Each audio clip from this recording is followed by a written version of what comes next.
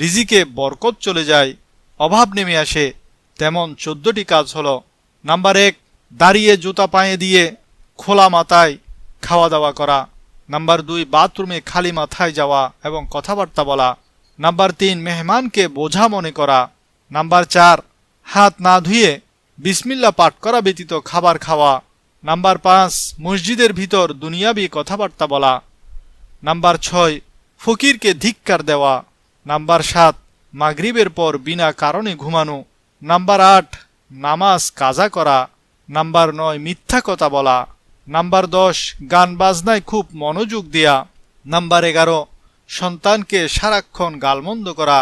Number 12, পবিত্র কোরআনকে অজু ছাড়া ধরা। নাম্বার 13, গায়রে মাহরমকে দেখা।